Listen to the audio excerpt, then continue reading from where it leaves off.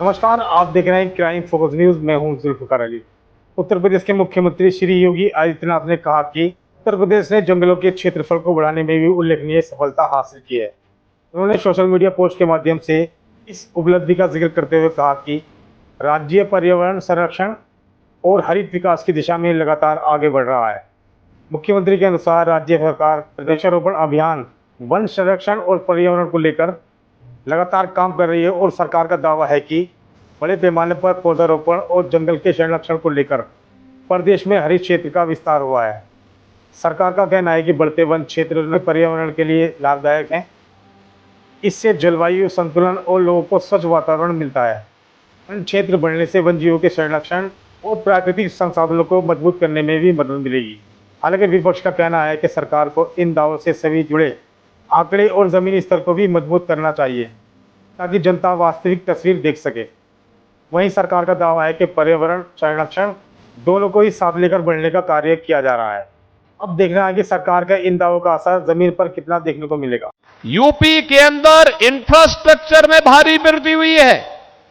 नए नए expressway, highway, सड़कों का एक लंबा जाल बिछा है। नए नए उद्योग आए हैं। शहरीकरण में भी नई नई कॉलोनियां बनी हैं, बसी हैं। सबसे ज्यादा भौतिक विकास की गति को तेज करने में योगदान देने वाले राज्य के रूप में यूपी ने अपने आप को स्थापित किया है। लेकिन सबसे ज्यादा भौतिक विकास के साथ साथ पर्यावरण की दृष्टि से बड़े राज्यों में यूपी ने अपने वनाच्छादन को भी विस्तार देने में सफलता प्राप्त की है। और मुझे बताते हुए प्रसन्नता है, मेरे सामने आया है, उत्तर प्रदेश में हम लोगों ने एक वर्ष में जो वृक्षारोपण के कार्यक्रम को आगे बढ़ाया, अगर गत वर्ष का हम देखेंगे तो गत वर्ष 4,30,873 टन कार्बन डाइऑक्साइड का अवशोषण उन वृक्षों के माध्यम से अनुमानित किया गया है। यानी जो एक तमाम विषैली गैसें स्वास्थ्य के लिए प्रतिकूल होती हैं, जीव सृष्टि के लिए प्रतिकूल होती हैं,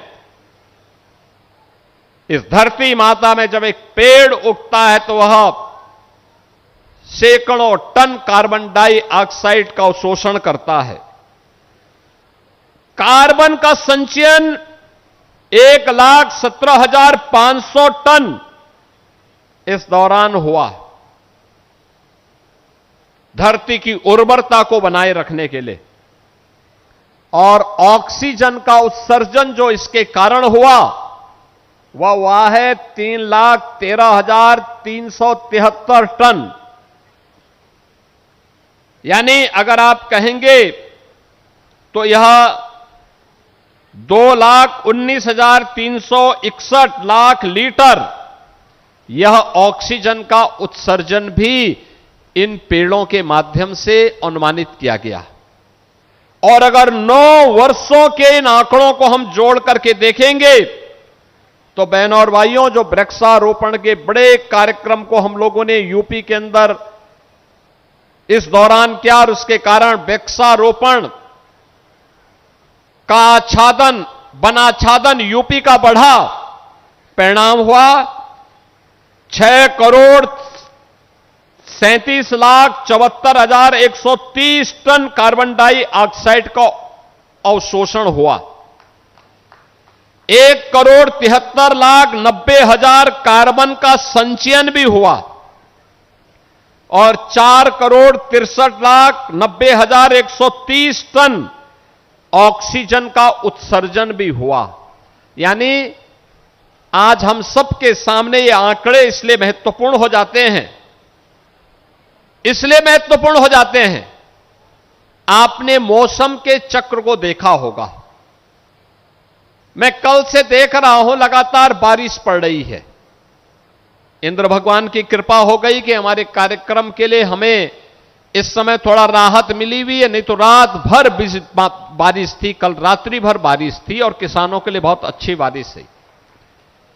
लेकिन बहनों और भाइयों, ये बारिश 15 जून से प्रारंभ हो जानी चाहिए थी। लगभग 1 महीना हम लेट चल रहे हैं। अगर 1 महीना लेट खेती बाड़ी के लिए हो जाता है, अगर बीज जो 15 जून तक लगने चाहिए थे, अगर आप 15 जुलाई तक लगा रहे हैं, याद रखना 25 से 30% प्रोडक्शन में उसका अंतर पड़ता कम हो जाता है, यानी किसान को इतना नुकसान होता है। ये जो मौसम चक्र बदला है, पर्यावरण असंतुलन पैदा हो रहा है, गर्मी पड़ती है तो चरम पे पड़ती है और सर्दी पड़ेगी तो चरम पर पड़ेगी। लोगों को लगता है कि जैसे अब बहुत खराब स्थिति कभी कभी देखने को मिलती है। और आने वाले समय में उत्तर प्रदेश पर्यावरण संरक्षण के दिशा में कौन कौन सा कदम उठाएगा, ऐसी हर बड़ी खबर के लिए जुड़े रहें क्राइम फोकस न्यूज से। चैनल को सब्सक्राइब करें, वीडियो लाइक करें और अपनी राय कमेंट्स बॉक्स में